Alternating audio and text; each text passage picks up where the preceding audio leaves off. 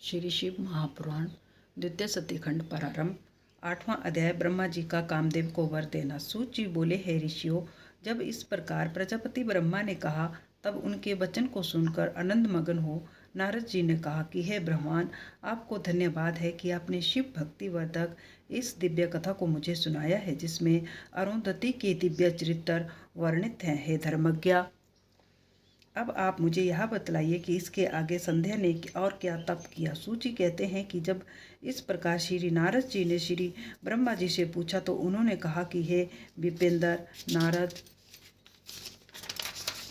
जब संध्या को देखने मात्र से शिव जी ने मुझे सृष्टिकर्ता को बहुत फटकारा था, तभी से मैं शिव की माया से मोहित हो उनसे ईर्ष्या करने लग गया और इस चिंता में लगा कि इसी प्रकार के विकार में इन्हें अवरुद्ध करूं। और तब रति और मदन को देखकर मैं थोड़ा मदयुक्त हुआ।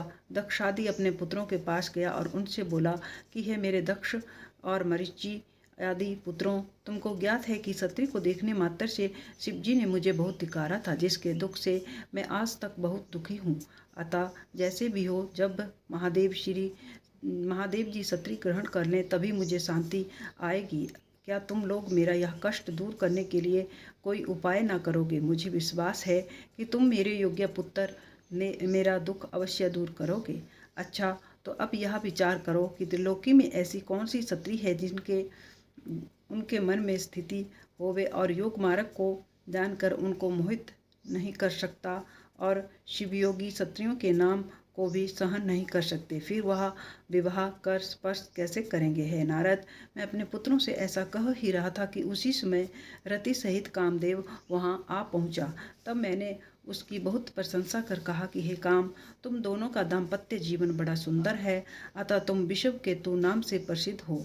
है बस, अब तुम जगत के हित के लिए शिवजी को मोहित करो, तुम्हारे सिवा दूसरा उन्हें मोहित नहीं कर सकता। महादेव जी पर अनुराग करने से तुम्हारे साप की भी शांति होगी और जगत का भी कल्याण होगा, क्योंकि जब शिवजी को क्षत्रिय का अनुराग होगा तब मैं महादेव जी तुम्हें तार देंगे। तुम शिवजी को मोहित करने के लिए एक दूसरी ही क्षत्रिय उत्पन्न करो। हे नारद, तब मदन ने मुझसे कहा कि मैं आपका वचन पालन कर शिवजी को मोहित तो अवश्य कर दूंगा, किंतु क्षत्रिय का निर्माण तो आप ही करें। तब कंदर्प के ऐसा कहने पर मैं और प्रजापति दक्ष इस चिंता में पड़ गए कि किसके द्वारा उन्हें मोहित करूं। फिर तो चिंताग्रस्त मेरी और उनकी श्वासों से जो सुरभित वायु निकला, उसने पुष्प समूहों से भूषित वसंत उत्पन्न कर दिया, जिसकी पुष्पित कमल कांति पुष्पित ताम्रस से नेत्र, संध्या के उदित चंद्रखंड सा मुख और सुंदर नासिका थी। उसके काले और घुंघराले केश सूर्य सुदृश्य दो कुंडलों से शोभित उन्मत्त गज जैसा अत्यंत मोटा और चौड़ा जंघा, ऊंचा कंधा, शंख सी ग्रीवा, चौड़ी छाती और उन्नत अग्रभाग था।